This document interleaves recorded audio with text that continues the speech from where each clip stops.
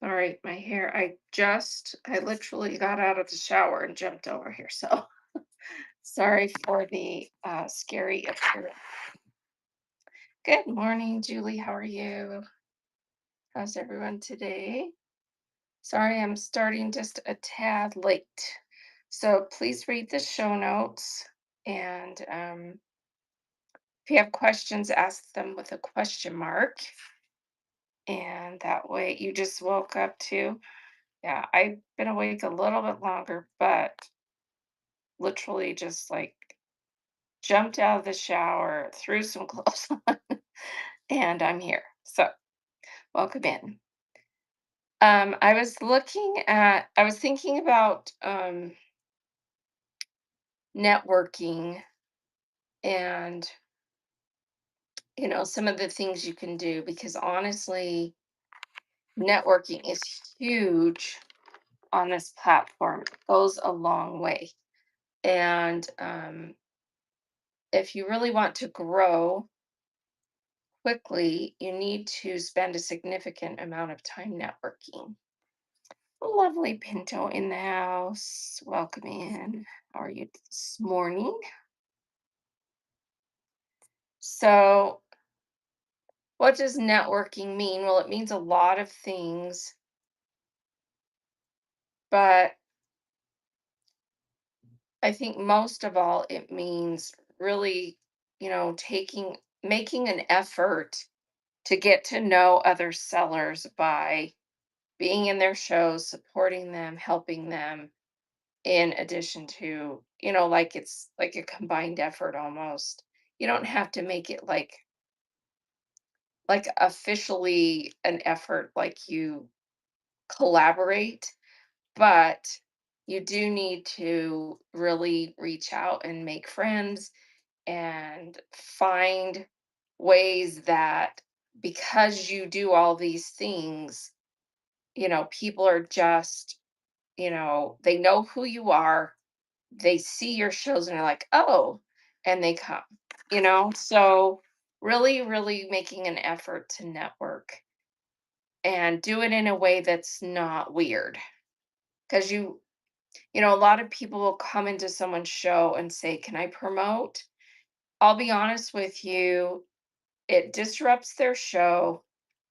And the people in the show really aren't going to be all that like, no matter what you say in the chat, they aren't going to be all like, "Oh, I'm going to go to her shows and follow her and everything." It's more like, "Oh, that's kind of annoying." So, although you might get a few followers out of it, it's not a very um, natural way to try and get more people to come to your shows. It's comes across as kind of desperate and spam. So, how do you do it without, bluntly asking? Well, you come to shows like this where you're all sellers in the room because a lot of sellers are also buyers. We're all buyers too. So you network in that way and you support each other in that way and make it more organic. People should want to come to your show because they want to be in your show. Not, it needs to be more organic. So for it to really stick and be, a permanent thing where people just want to be there. Um, I don't know. Am I explaining myself very well? But yes, organic and genuine goes much further than pushy, spammy, weird, kind of awkward, and in fact, asking to promote in someone else's show can actually have the opposite effect. Like some sellers are kind of offended by that and don't want it. Yeah, don't want people doing that in their shows. And so then it kind of brings a whole negative vibe to their show and puts you in a negative light. And people are kind of going to be like, "Oh, who's this in here trying to, get people to come away from this show?" Does that make sense? So I think you really need to, um, do things in a more, you know, genuine way that makes people want to come to your show. So really think about what you're doing. Um, in other words, if I were on the opposite end of this, how would I feel? Would I want to support that person? Would I want to go to their shows?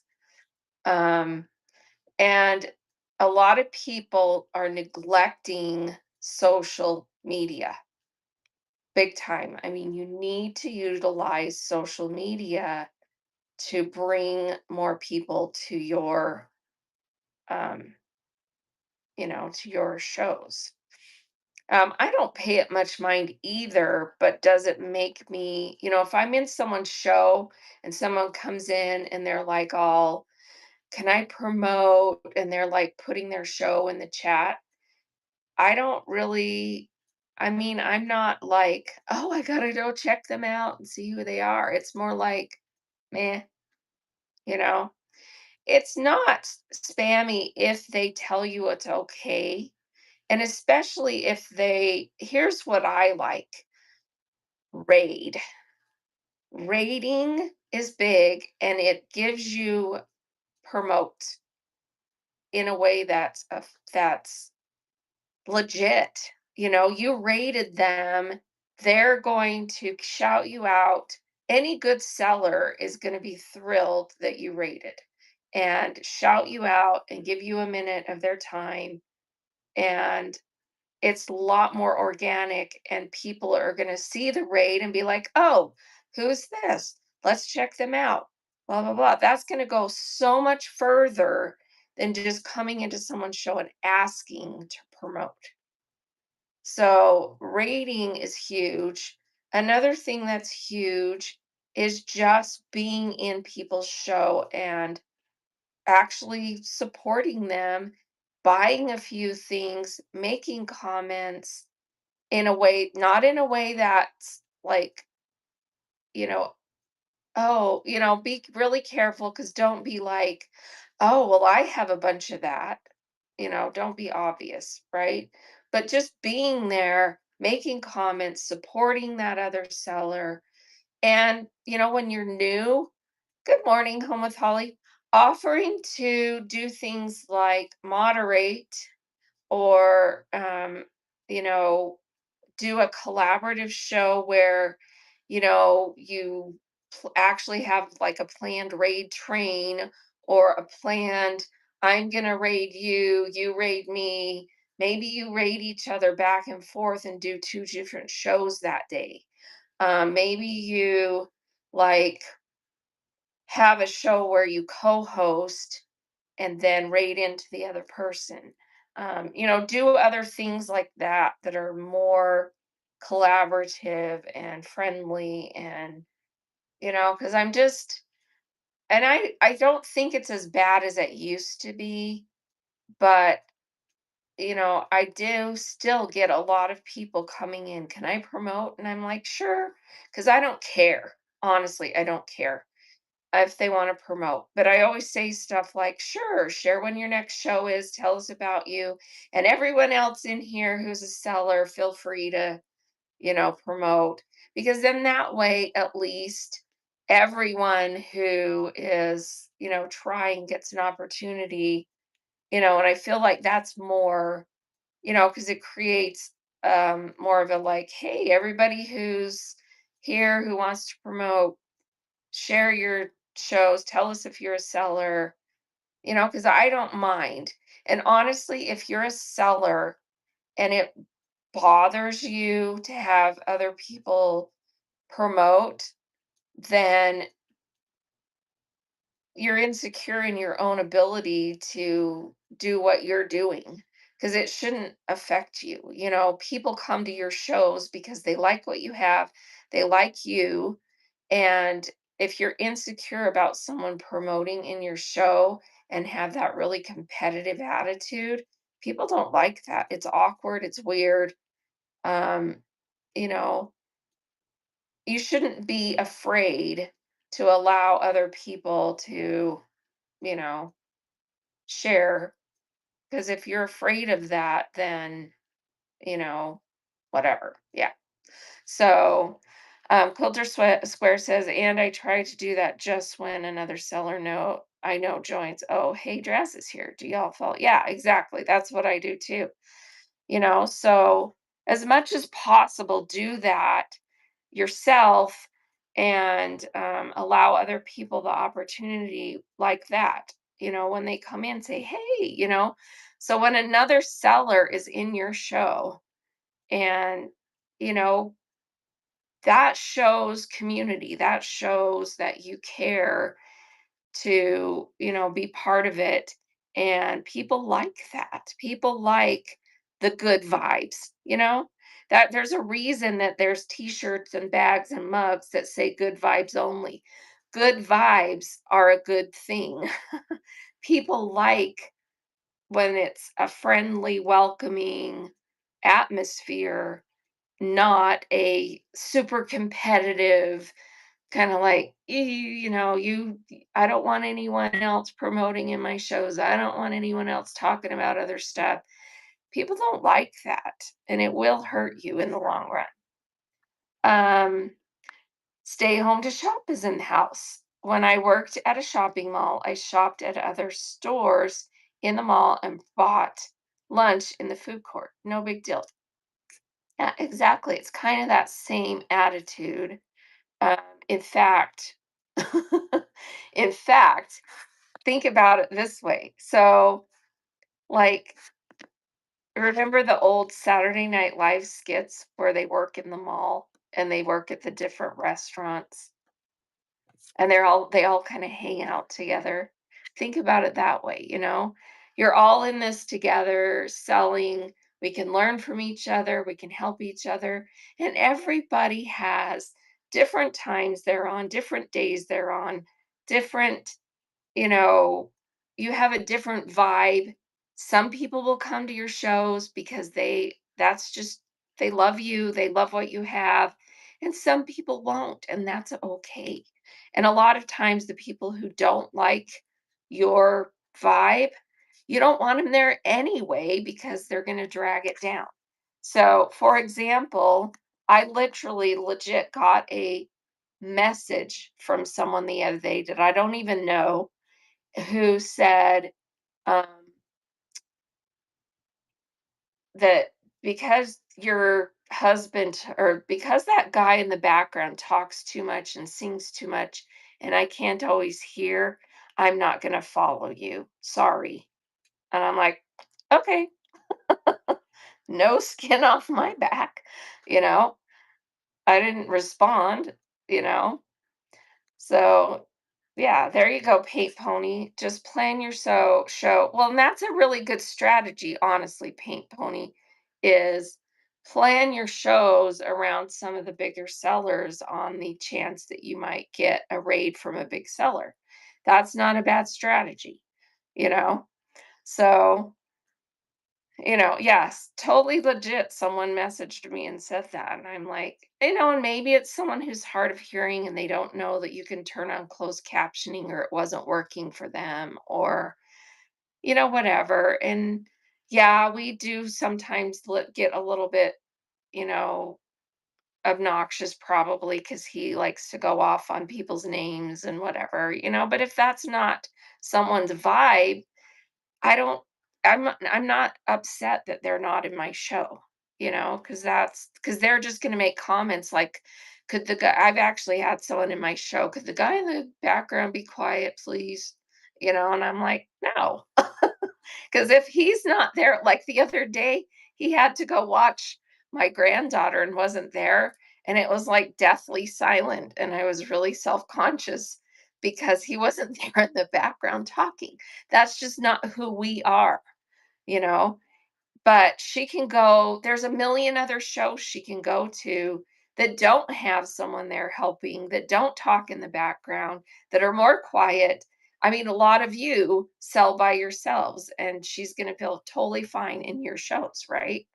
So that's fine with me.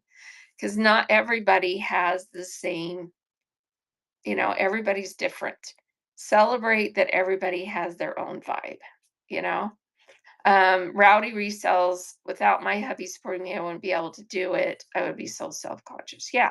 And some people, don't have help and they do it by themselves and they're great, and there's some people that have a gift, like, there's a couple of people come to my mind. If you've ever been in um, the Hodgepodge place in her shows, the girl can talk a million miles an hour and still run an amazing show. Hey, 827 Designs. I've heard so much good about you. I'm a new seller of handmade items. This is very out of my comfort zone. Any tips to get over that? Honestly, get out of your head and just do it is the best advice that I can give. It's kind of like it's the old adage of if you need to learn to swim, someone needs to just push you in the pool and you gotta learn. And I know that seems cliche, but it's the truth. It's the truth because when I first started selling on here, I kind of felt the same way. I'm like, how could I possibly do this? I'm not really an outgoing person. I'm more of a get to know people and then I can yak my head off kind of person. And so it was very awkward for me at first to do this, but um once I started and I was like, for the most part, everybody is so kind and so supportive and so welcoming. And the few buggers that are out there, everybody puts them in their place. And, it's legit so much fun to sell on here. And you just kind of go for it, right? You guys just kind of have to go for it. Um, let's see. So snappy is shy until her husband helps. And then yeah, exactly. You know? Julie says, I was so nervous my first couple of shows. By the fourth, I was getting comfortable and feeling like, hey, this is fun. Yeah. And so honestly, you just have to put yourself out there. And, ultimately, there are some people, and I've seen quite a few sellers come on, and ultimately, they just, some people's anxiety, some people's shyness, they just can't do it. And it's not for everybody, and that's okay. Don't beat yourself up if ultimately it's just not for you. It's not the end of the world if, you can't, overcome that. Um, but if you legit want to do it, I think, you're going to be able to. I mean, I never would have thought, honestly, the fact that I'm sitting here in front of this talking to you about selling and whatnot, and I don't have makeup on and I just got out of the shower. I, honestly, if you'd asked me if I would ever have done that 3 years ago, I would say, no way in heck would I do that. I don't, I mean, no way, you know? That's just not who I am, but I'm so comfortable now in this environment and I'm comfortable with the people who support me in this and yeah, being authentic is the best. People can read through if you are, faking it, but you can fake it till you make it. You can do that, but authenticity is huge. And honestly, one of the best ways to really get people to connect with you is to allow yourself to share who you are and to be genuine. And the people that aren't, and I don't mean you don't have to go all out like religious or political. Please don't do that. But sharing the commonalities that we all have, which is, we all want to be able to support our families. We all have, you know, problems in our lives. We all have, things that we have in common. Honestly, when you dig, we all have so much more in common than we have different. And, all those things, it that's what really kind of brings us together, is that we have so much more really in common than we have apart. So, and Stay Home says, I have a how to YouTube on Whatnot seller support show today at 1 p.m. Stay Home to Shop has a lot of really good YouTube content. So make sure you're following and go to YouTube under Stay Home to Shop and follow. And there's so many good people sharing stuff like that out there on here and on YouTube and on other platforms. One of my favorite sellers who give a lot of really good advice is House of Coop. I mean, they have just, I don't know, they really just have it out. They have it out there. If you need good advice for just in general, they're great. De-Archivist is like the techie awesomeness. Vintage Chick just tagged her. Um, a lot of the sellers in here can give you a lot of good advice.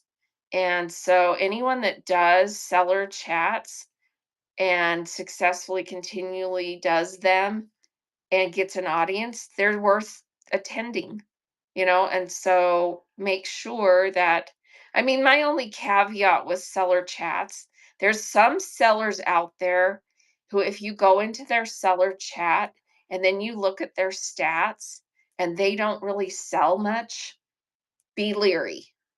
So they're here just putting up a sign to be like, trying to promote themselves in other ways. But is their advice about being able to sell and be successful on the platform going to probably be the best advice you can get? No. There's a few of those out there that I'm kind of like, yeah, whatever. They're just using this more as a platform to get attention for whatever reasons. So be careful of that. Also, look at someone's stats to make sure that you feel like their advice is really sound. If you go in and someone's hardly sold anything or they have bad reviews or, you know, it looks like they're just putting up a sign to try and get attention, maybe what they're telling you isn't all that great. So be careful of that.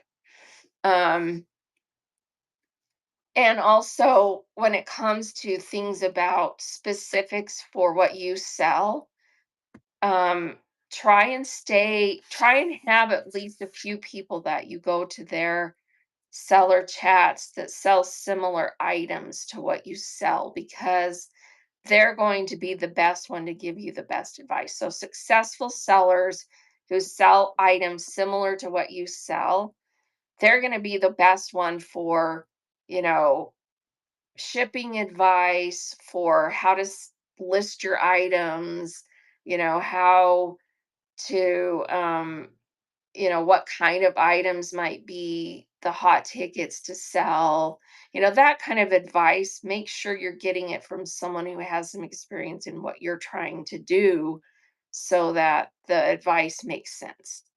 Because I always tell people, when they come in, I'm like, what do you sell? If they don't sell similar things to what I sell, I'm always like, go here, go there. I tell them who to go watch because that makes more sense to have them get advice from someone who, is going to give them the best information for what they sell. So that makes sense. Yeah. Well, thank you, Creative Little Life.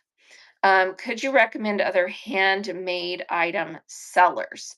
So, yeah, so um, let me think about that for a second. So, there's actually a lot of handmade sellers that sell across different categories that I would consider handmade, but not necessarily handmade with fabric. Um, so Fancy Farmhouse says I sell handmade. But, A Reworker's Passion is a really good seller who sells handmade soap. Can someone tag her for me? A Reworker's Passion. It's underscore reworkers. Um, and she has a really good advice, and she is a really good seller, and she sells soap, and she also sells her handmade crochet items. Let's see, Dear Aria sells handmade with fabric. There you go.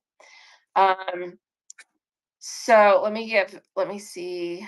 Let's see. Dawn has a lot of handcrafted items in her shows. Um, let's see. Creative Shannon, what's her name? Her username. I can never undo the names that people originally had. Someone put her tag her too. She sells a lot of handmade. A lot of the sellers who do handmade mix it in with selling the supplies and do a lot of demonstration shows, because legit, this platform isn't already known for handmade. The other platform is. And so we're still in the baby stages of growing handmade on here. And we do have some legit barriers, one of them being that Whatnot has not agreed to allow handmade sellers to have an extended shipping time. So you really are limited to pre-made items or items that you can make within 2 days and still ship them if you want to do custom made. Or you can sort of maybe work around it by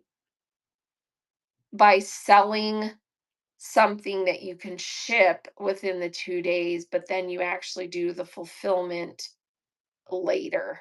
But there's risks in that because, like if you sell well, like, I'll give you an example. It's not technically handmade, but it sort of is.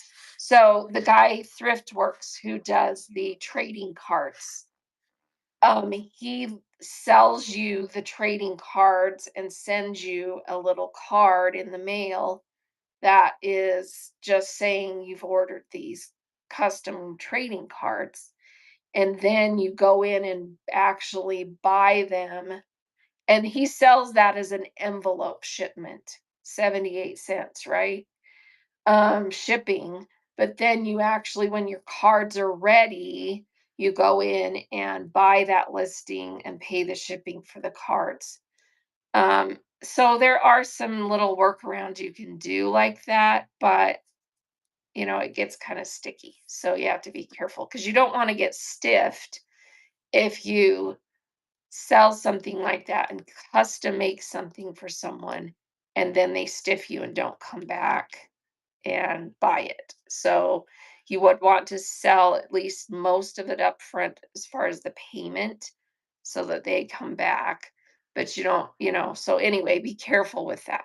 Be careful with that. Don says, I've done a few custom, but only items I can sew in a day. Yeah. I usually offer those when I have a show on Friday and then you can ship it on Monday. Yeah, that's a good thought there because if you do it over the weekend, then the shipping, you get a few extra days there. So I like that idea. My husband was talking to me about custom and said, no, not stepping into that. Yeah. So, that's the downside of some of that handmade stuff. And I like that everyone's been sharing all the handmade sellers. There are a lot, and there are a lot of them that are successful, um, doing well. So, I think a lot of them are very niche, though. I'll be honest. I think they found a trendy niche that works, because I don't feel like just your average, you know, like set up a booth at a craft fair type items really do are going to do very well on here because it's not, because it's one thing to go to a craft fair and walk through and see everybody's cute things in a booth in person and be tempted, but it's hard to get an audience for something like that on Whatnot. But on the same hand, what if someone organized an online whatnot craft fair where you legit go from it's a raid train type thing, show to show, and people are selling their pre-made items. I mean, there's an idea for you. I think that could work, and I think it could be well, especially if it was well, put together in advance. Someone do it. Someone do a fall craft fair. I think it would do well. Fall craft fair on Whatnot, and advertise the heck out of it. Oh, you guys are doing that on Friday. There you go. Okay, so I'm out of the loop on that. So what did you guys call it? Um, let's see. Dear Aria is doing a handmade rate train in November. It isn't scheduled yet because we're waiting for the show picture to be done. Um, let's see. Kinetic Lace is on a handmade rate train this weekend. But here's my thing about that, okay? I think your reach for that needs to be outside of these categories that we all sell in. Um, I mean, it needs to be under handmade probably, but honestly, I think if you can get it really heavily promoted outside of that, you would get a lot of people who don't necessarily hang out in the fabric, quilting, sewing, craft, arts, handmade arena that will come and buy custom handmade items if you can somehow get some big sellers who sell in some of the more mainstream categories to help you promote it, and maybe they're part of it in a way that but here's an idea. What if you got some big mainstream sellers who sell some of those types of items that aren't handmade, and you sandwich it in between handmade sellers. It's like buy new, buy handmade, buy new, buy hand. You know what I mean? Because a lot of people on the platform don't even know that we exist, you know? Yeah. Coordinate with Upcycled by Brie. I mean, that would be huge. Right? So maybe she's on selling all her cool stuff because she does do to a less extent now, but she does do, stuff where she takes something and paints it and does stuff with it and fixes it up or puts it together. And why not collaborate with sellers like that where it's kind of back and forth, and really gives handmade some exposure from the mainstream? Because I think part of the problem with a lot of the handmade is the mainstream people on the rest of the platform don't even know we exist. They don't have handmade as one of their categories they even follow. You know what I mean? So, but I think a lot of those people would buy that. I mean, it's very trendy right now to buy one of a kind handmade items in clothing and accessories and stuff like that, but you have to get yourself in a place where people find it. And honestly, if you have a niche thing that you make, like if you're making bags, don't put yourself under handmade, put yourself under bags. It's okay that they're handmade, but you're selling them to the mainstream bag buyers who would be thrilled to get a one of a kind, really cool boho bag that they bought in a bag category versus a handmade category. Does that make sense? So always make sure that you're trying to cross over into the other categories so that you get exposure to people who would normally be thrilled to get your items but don't know you exist because you're hanging out in fabric crafts, homemade, all that stuff. Okay.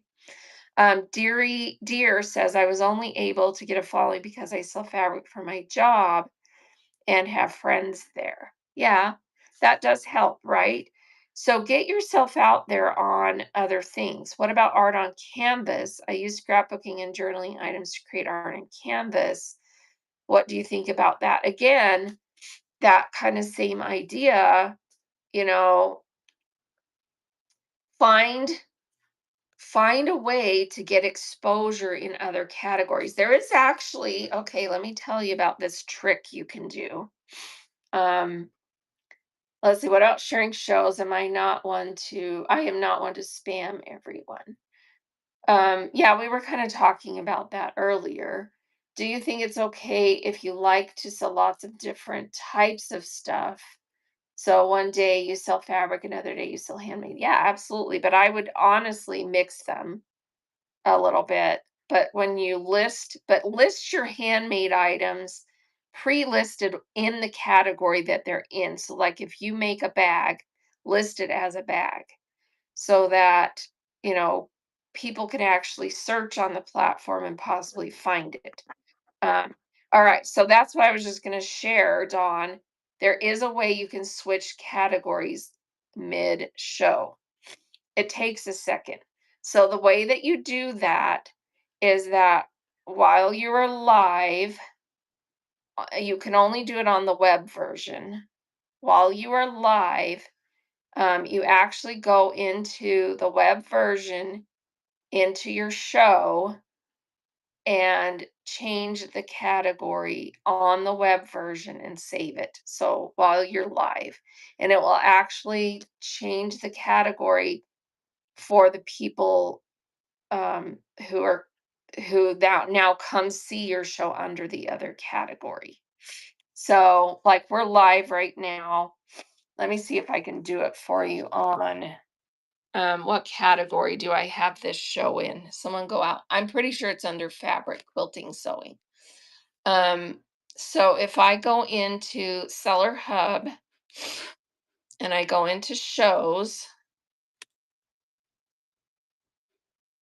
all right, so here's my, a second, let me get this to pop up. Okay, so here's my show currently live, right? We're in this show, this Seller Help and Chat. I can click edit show right here. And then I can just change the primary category. I'm going to change it really quick to community. And then I'm going to save it.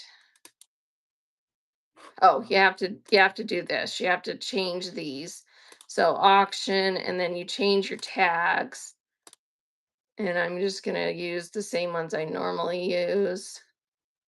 Oh, sorry, that popped up. Okay, so educational business, save. All right, so it was under quilting sewing. So if you go out now to my profile and look, so you go to my regular profile and look at my shows. So see how it's now, oh, well, it doesn't show it on the web version. But anyway, see how this show is now under community. And did we just get a few people that came in? We now just saw it under community versus quilting sewing. So here's a suggestion. Um, if you are doing a show that's kind of mixed that way, just go in midstream or maybe even pretty soon into that show starting and do that because then you got your normal audience who already follow you, already support you, already are there, and then you change categories and then you're going to get some more people coming in. Okay? And then if you're going to stream for a long time, you could actually maybe go back in later and switch it again. Just a thought. Okay? All right. Hey, Kinetic, how are you today? So, people were mentioning you because you're part of a handmade raid train. Let me go look that up. What is it? So I didn't see Dawn, which one you guys are doing too. Let me go look. Um, so let's go look out there at Dawn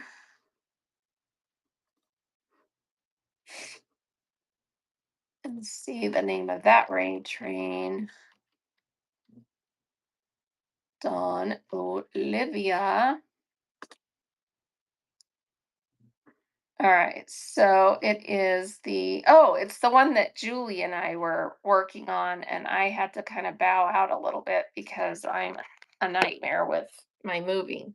So this one, the handmade and upcycled Ray Train. So I'm not my name is on there and I'm legit doing almost nothing. Fabric and Treasures Julie is doing it all because I'm a nightmare with moving right now. So um I did sell my house. It's under contract.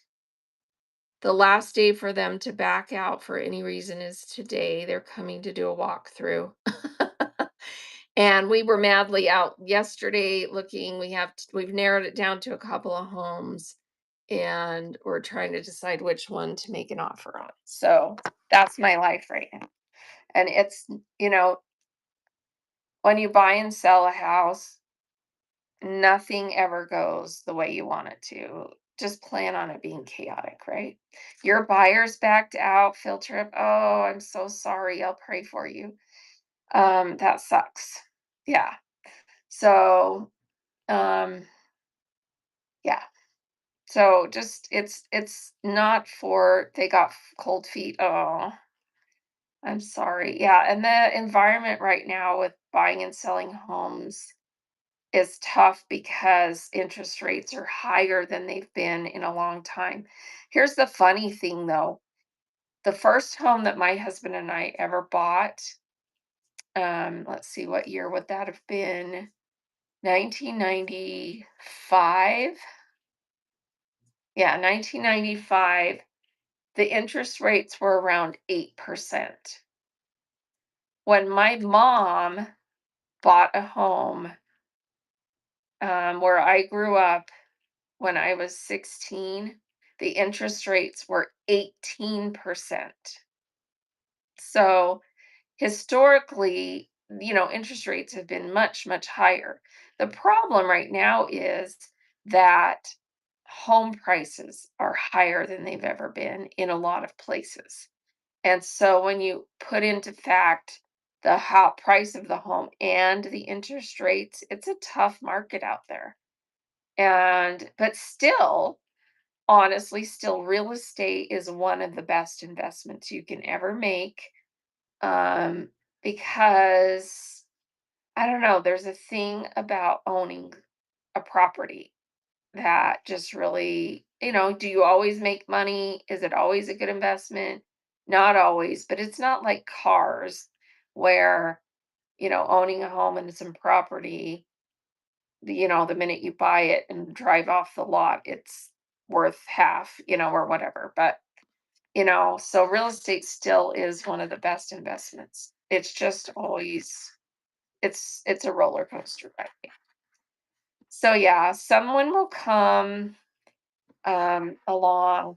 And honestly, I mean, I live in the state right now. Utah is the highest priced market for homes when you look at the um, cost of living. And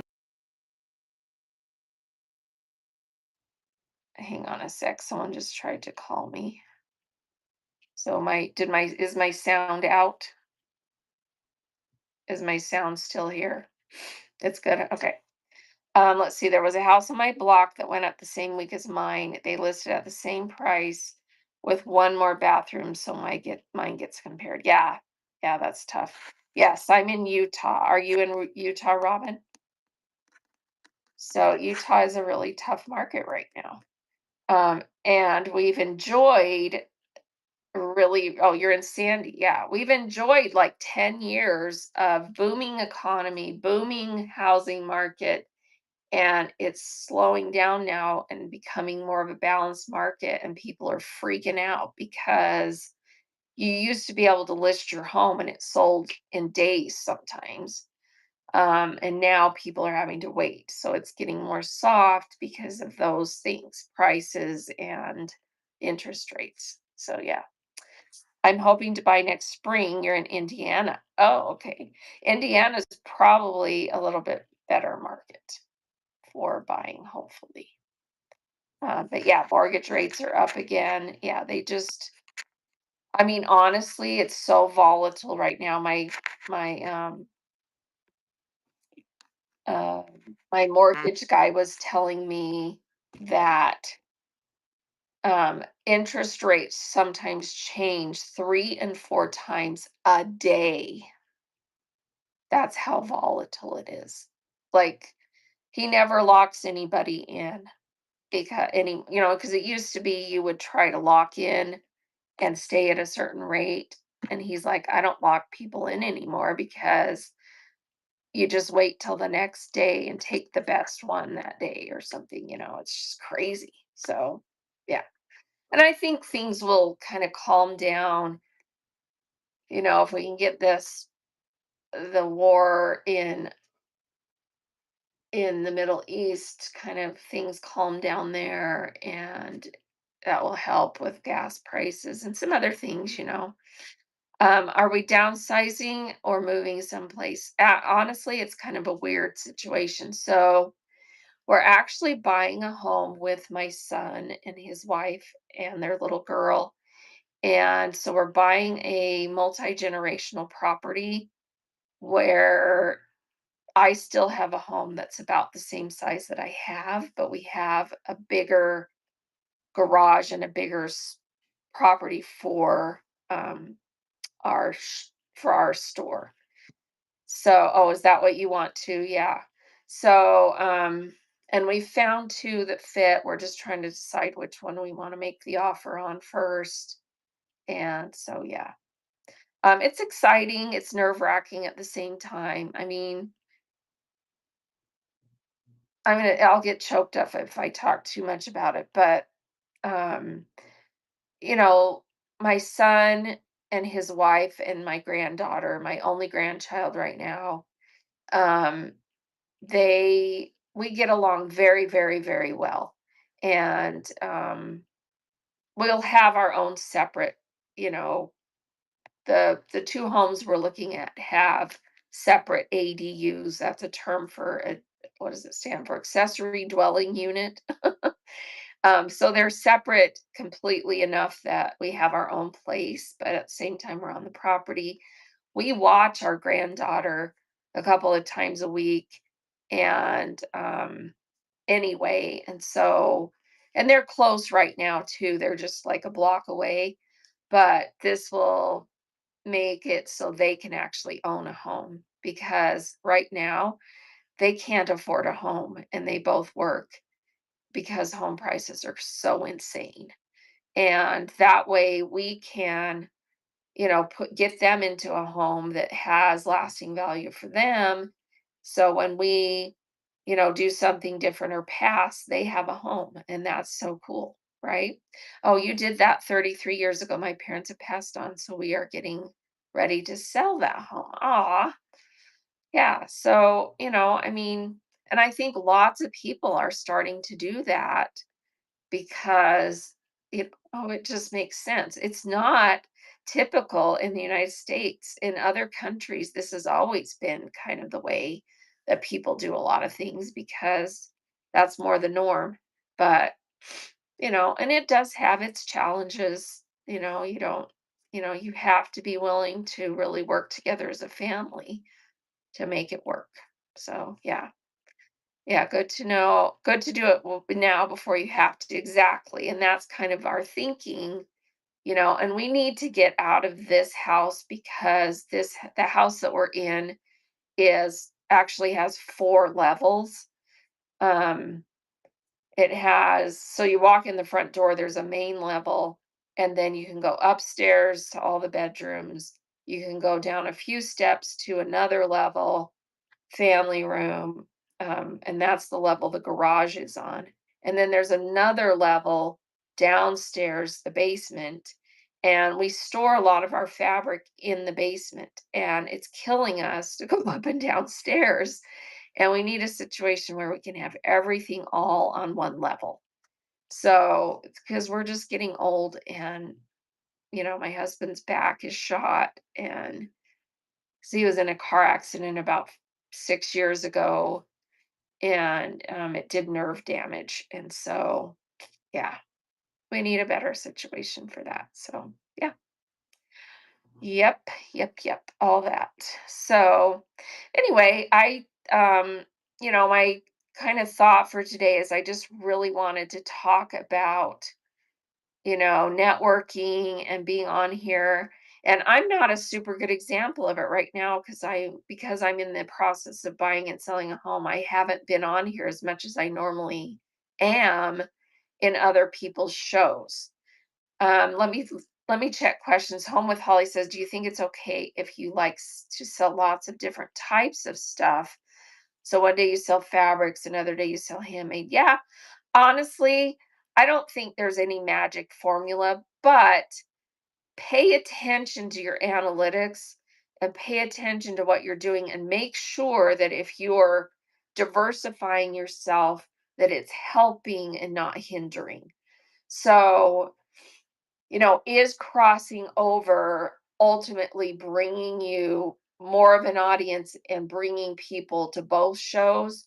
Or are you just dividing yourself up too much and making it harder? So, really pay attention to that, because if it's working and it's helping you grow, and um, you're not too divided in your efforts, and it's worth it, then great, do it. But really analyze that and make sure that it's not, that it's helping and not hindering. Am I making sense? Let's see. Yule to the power four. So am I missing it? Will you stay in Utah? Yeah, we're staying in Utah for now. Um, so we're just looking for a property close by. My whole family, my siblings are all here in Utah. Um, but we actually did not raise our kids in Utah. We we actually, my husband's from Arizona. When we got married, we lived in Arizona for, let's see, um up until 2018. Yeah, 2018 we were in Arizona from 1990, or from 1987 until 2018. We were there in Arizona. And then my husband's job, he got laid off, and we moved to Washington State. And we were in Washington State for 3 years. And I grew up in Utah. So, and then we decided, COVID, his job went remote. They told him he didn't have to stay there. My mom was getting old enough that I needed to come live here. So we moved in October 2020 from Washington State to Utah, and bought a home a block away from my mom. And that's the home we're in right now. And my two older kids, my two boys, were out of the home, college, one's now married. And then we just had my daughter. And so she finished junior high and high school here. She's now on a mission for our church in South Korea. She just got there on last week, and we just got to talk to her on Sunday via Messenger. We got to video, with her. She's doing great. And so, yeah, we're like, okay, now that she's gone out of the house, finished high school, let's see if we can make something else happen. So, yeah, that's what we're doing.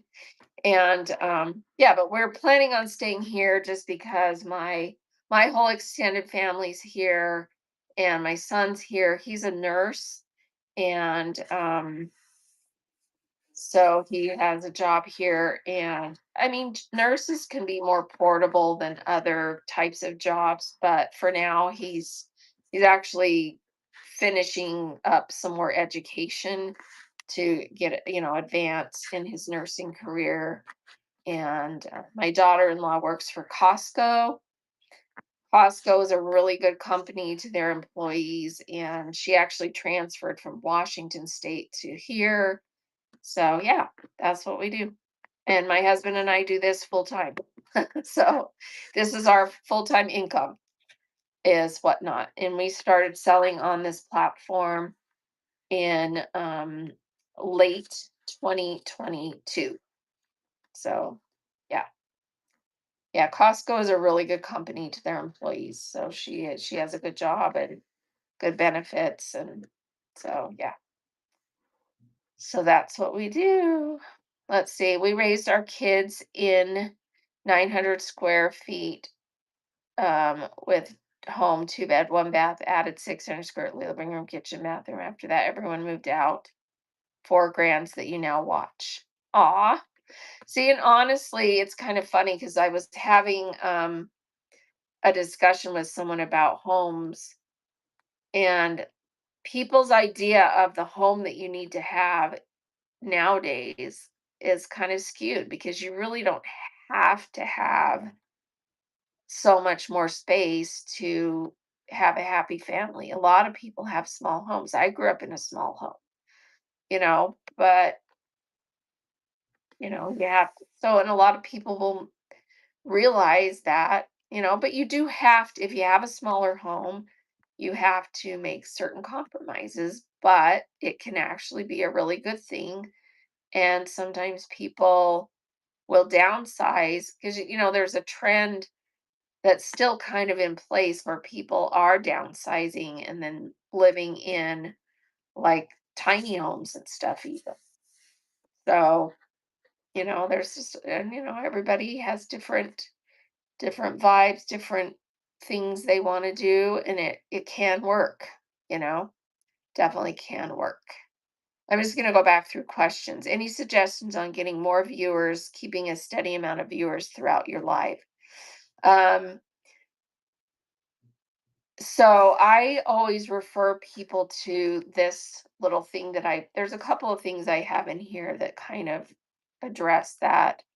But my favorite one is this one because it makes you think. There's not a canned answer, honestly, to that question because, it really is different for everybody. But this kind of forces you to kind of think for yourself and try to make what can organically happen for you work. So the 5 F's for attracting buyers. Lovely Pinto says our house is small but paid for. Yeah. I mean, a paid for house, you can't, I mean, that's so huge. So huge. Um, I've never had that luxury and I probably never will because we've had to move so many times. But my mom's home that is still in our family as an estate property is paid for. And before my mom passed, we actually had her, we, as a family, we talked about it and rewrote her trust, her will, to state that we could keep the home. And because I said to my mom, I'm like, having a house that if anyone in the family needs somewhere to live because of whatever situation is so much more valuable to us than selling that home and getting the money out of it. Now, if at some point no one in our family needs it or wants it, sure, we can sell it, you know?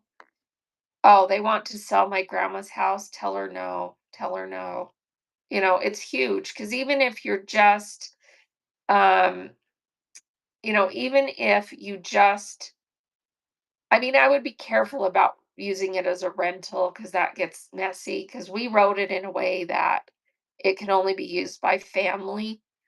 Um, But so far, my son and his wife are living there. When they move out, my sister's gonna move back in. My niece, my mom's property actually has an ADU. It's not a legal one. It's a family, like she has a little studio apartment. Well, I guess it's technically a one-bedroom apartment above the garage. So right now, my mom's property is housing two families. My son and his wife and baby are living in the house, and my niece, who is just graduated from college, is living in the apartment above the garage. And that apartment above the garage has housed, I'm gonna get choked up, sorry. In the time that my mom lived there for 30 years, that little apartment has housed so many family members, and my mom actually lived up there for a while and let my sister and her husband live in the house. So that property has blessed so many people, you know? And it's not a fancy house. It's a little, like, 1,200 square foot house, 3 bed, 1 bath, and then the little apartment above the garage is a 1 bedroom kind of sort of studio apartment, that you're living in. So, yeah, have her go watch this on YouTube with me bawling. Maybe they'll change their minds. It's a huge blessing to a family to have something that you can fall back on, especially in these times, with because you never know, depending on where you live, floods, fires, tornadoes, hurricanes, you may need somewhere to go because, and people right now in this West are getting evacuated every other day. And, can you imagine, if you just know you have somewhere you can go, that's huge. That's huge. So, yeah, I would say don't sell it. That's my opinion. So, yeah. And in fact, the whole first home we ever bought, I regret heavily that we didn't try to find a way to keep it. Um, and still have that in our family. I have a cousin who has a home here in Utah. She actually lives in Arizona. But they bought a home, and when they moved, they kept it, and all 3 of her daughters are living in that home right now, because it's a home that has, an upstairs and a downstairs, and the apartment downstairs. All 3 of her daughters are living in that home. The one that's married with the grandkid upstairs, and 2 of her single daughters downstairs, and that's been a huge blessing for her kids because young people can't afford homes right now, and rent is insane, you know? So, yeah, I would advise people to hang on to those homes if you can. Yeah,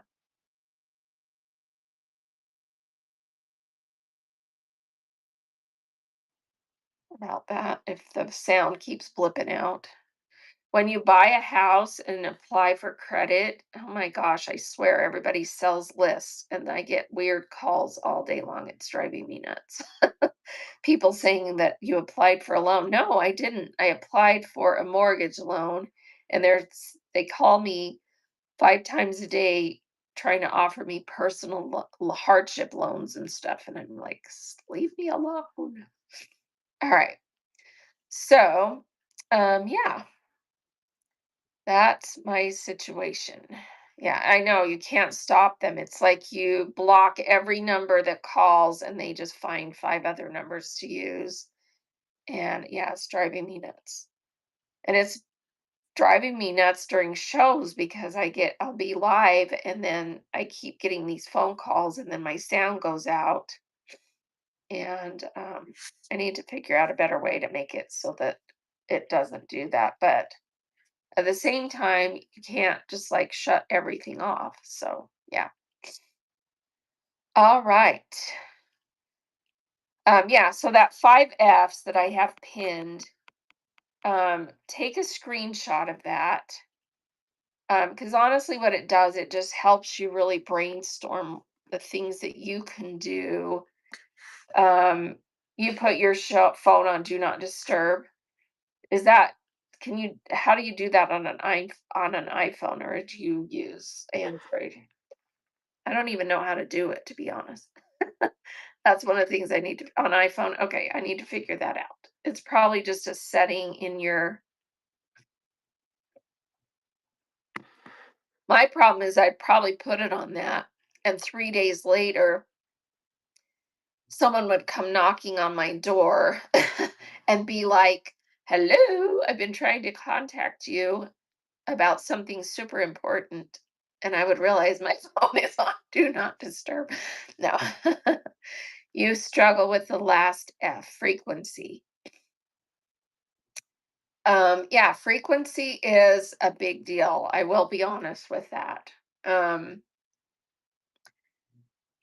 frequency is a big deal because there's so many sellers now, um, that if you I mean, no matter how many people love you and support you, if you disappear for a while, it's like you become irrelevant and you almost have to start over.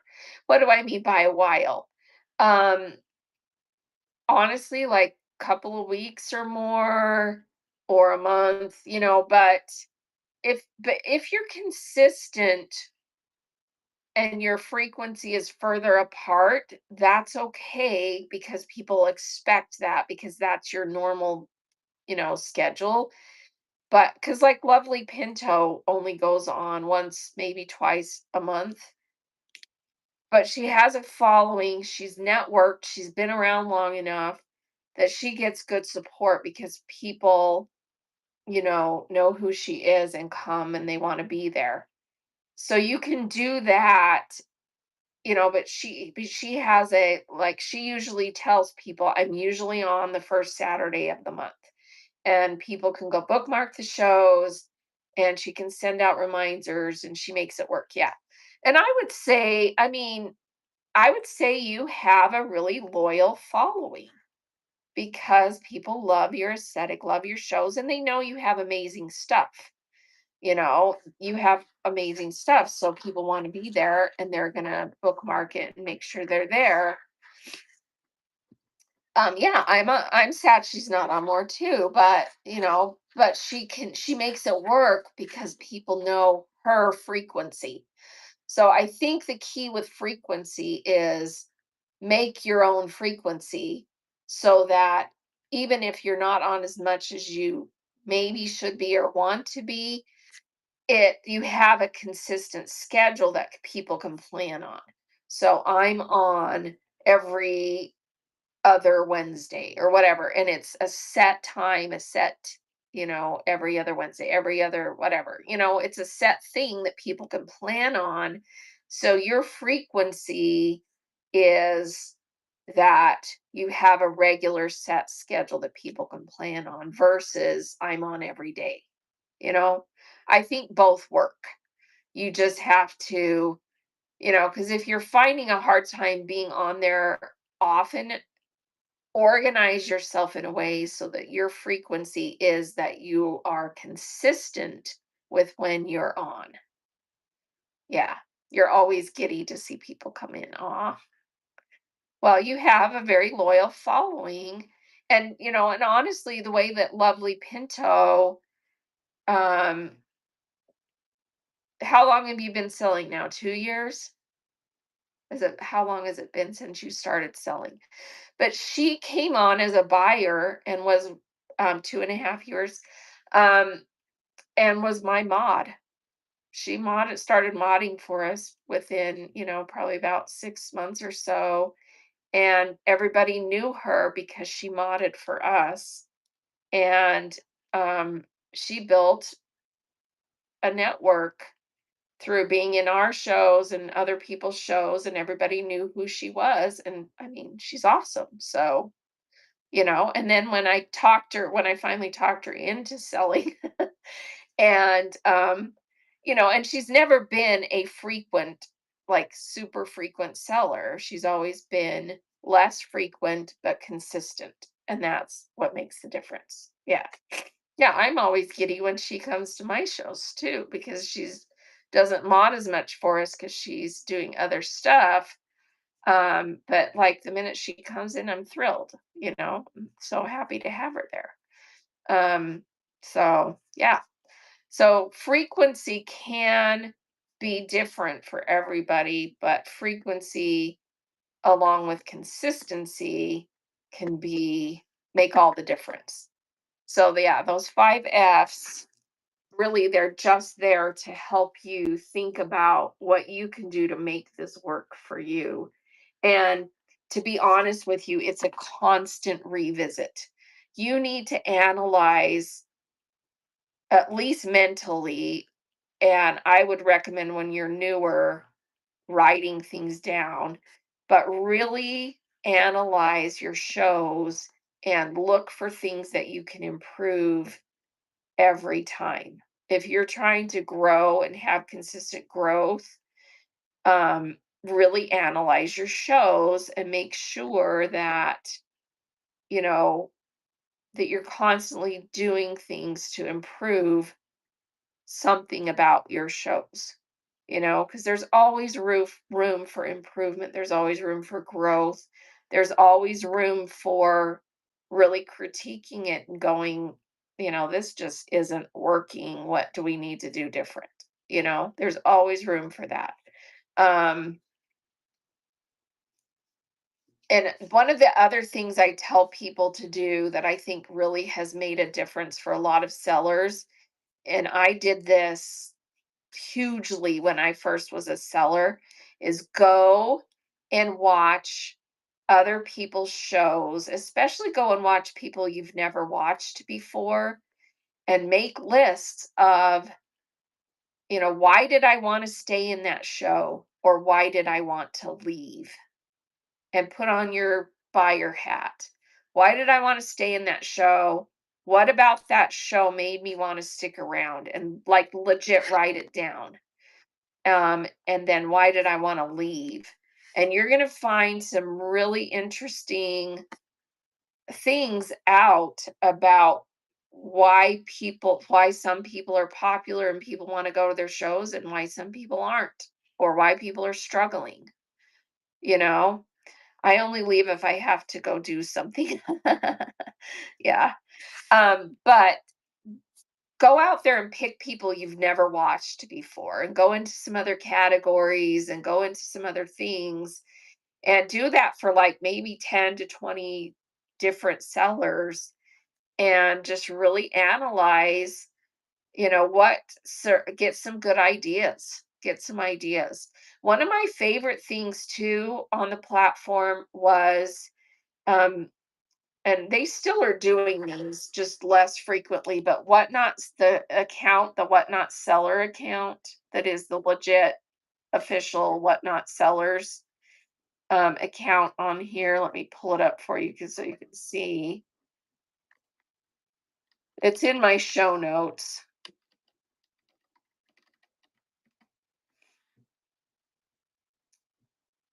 So this account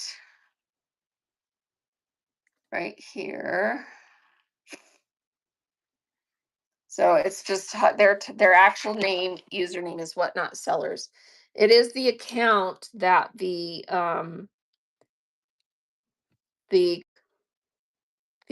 community support team, the employees of Whatnot, whose job is called community support. This is their account. And right now, they are doing this daily. They are doing these shows daily that are all about helping new sellers get started. And so, see these 3 keys to your first 30 days, they're doing this daily. And then they have these shows scheduled where they interview other sellers and talk, and allow you to pick their brain about what made them successful and how they've done.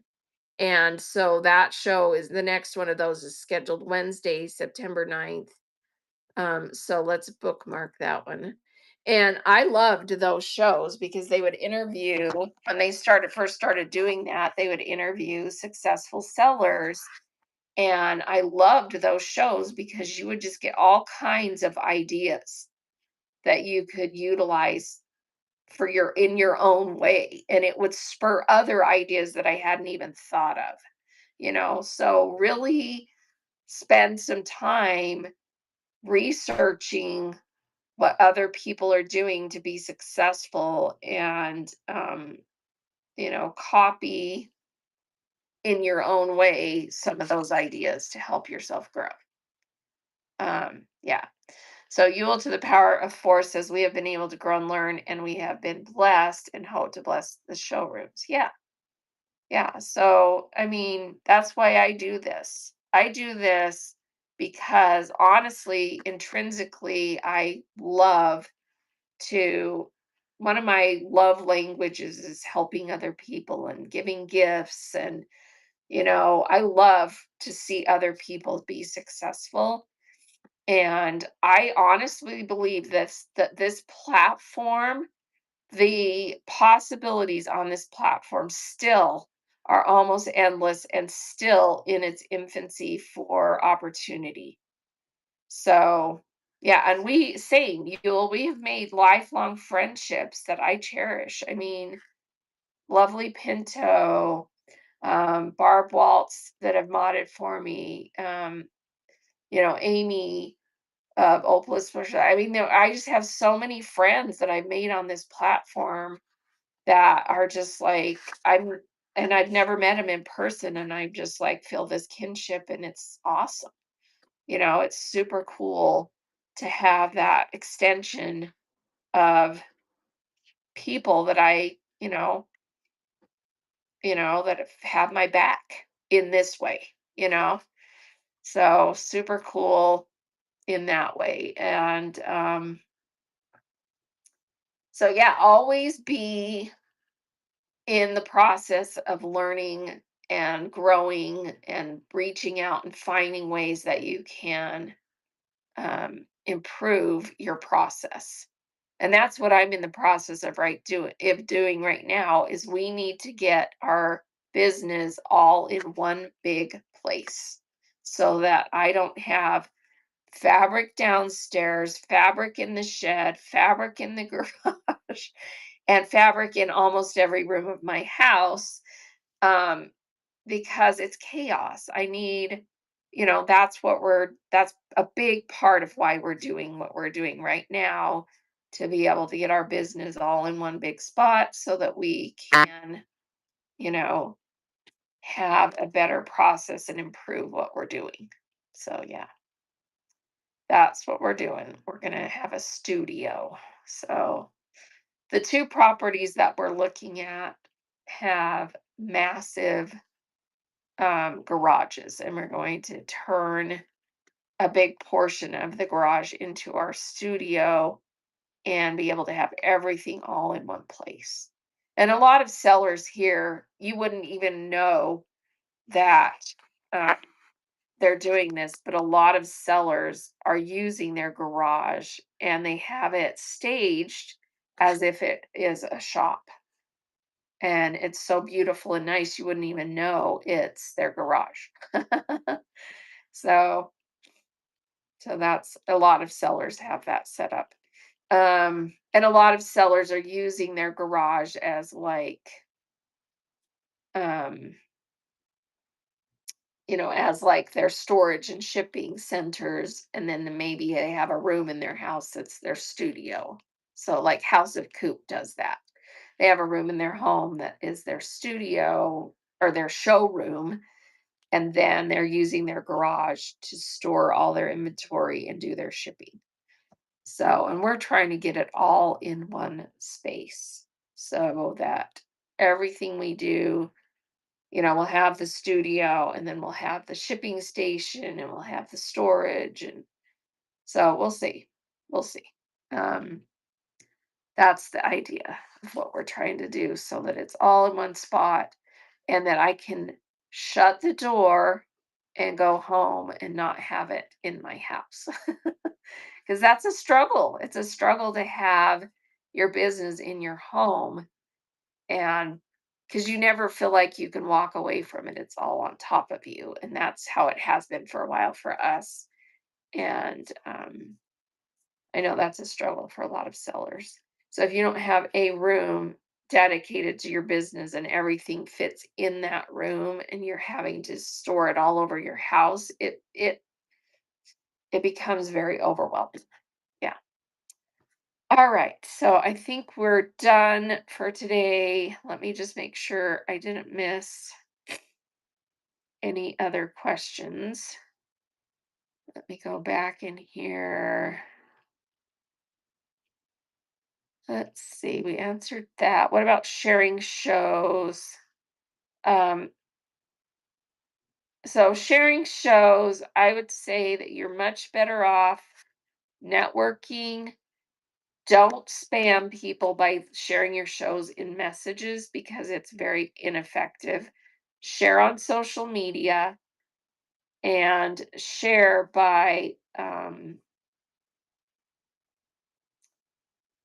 by reminding people to bookmark your shows, share by coming into shows like this.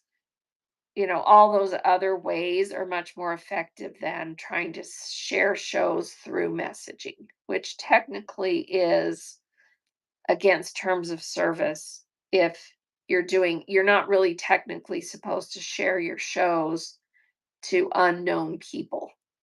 And yeah, people get bugged if you're constantly sharing your shows through the messaging system. All right, let's see.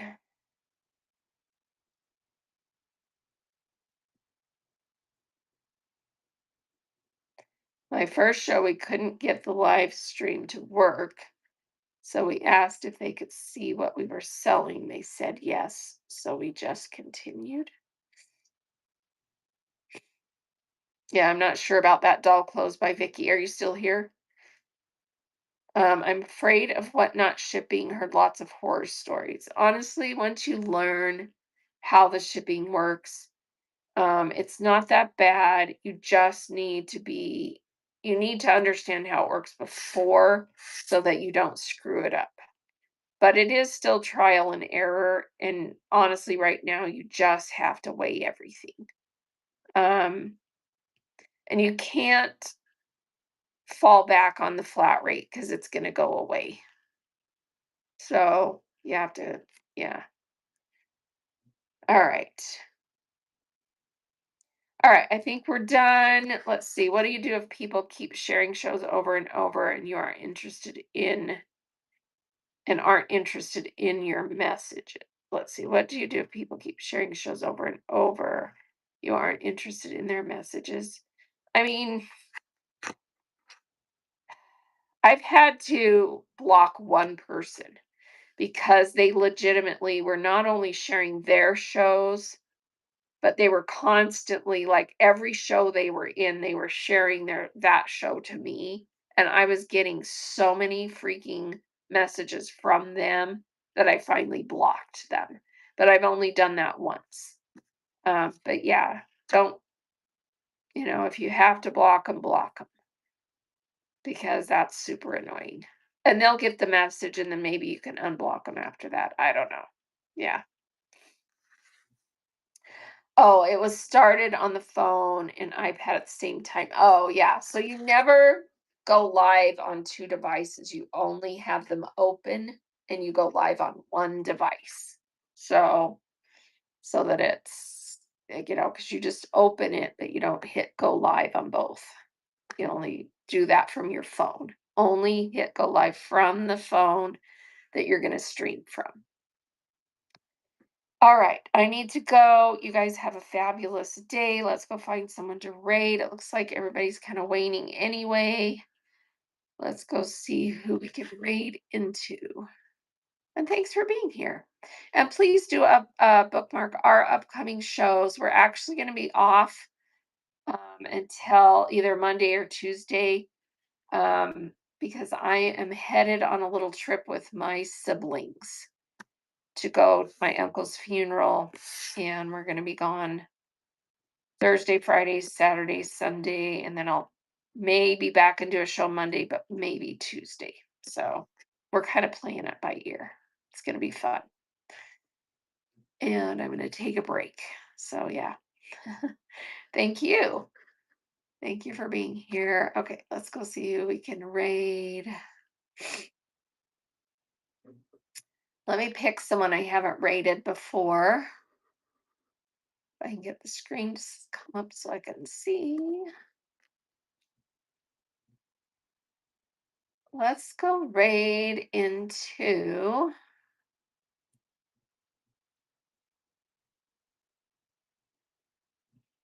Let's see. Let's go right into someone that's doing some handmade stuff. Six Blossoms Custom Sewing is live, and she's got 8 people in there. So let's go do that. Yeah, he was at late 80s, so it's one of those, celebration of life. He was my mother's youngest sibling, and he was the last one. So it is kind of sad. Where my siblings and I and all my cousins are kind of like, we can't believe it that we are at this day where all of my mom's siblings are all gone. It's kind of sad. But we're picturing a really happy reunion on the other side. That makes it a little easier to think about. All right, Six Blossoms. Let me see if I can get it to come up. It's giving me weird messages, so hang on.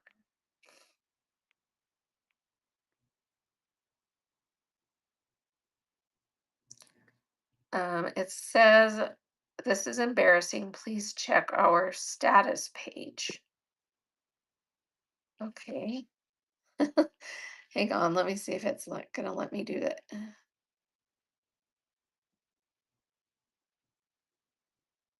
Yeah, it's not letting me raid. All right, let's try this way. All right, for some reason it will not let me, other than showing me who's on, that it's giving me recently rated or friends. It is not letting me pick someone legit. So, or like custom pick some. Oh, maybe she's not on anymore. No, she's still live. Hmm. Meanwhile, everybody's left. Okay. I was trying to bless someone with a raid and it's not letting me. Okay. Well, I'm just going to pick someone off the list. So let's go right into um,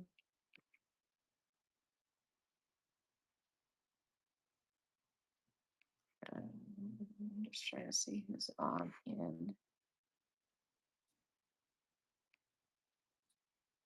All right, we're just going to go right into Fourth Ave Fabrics.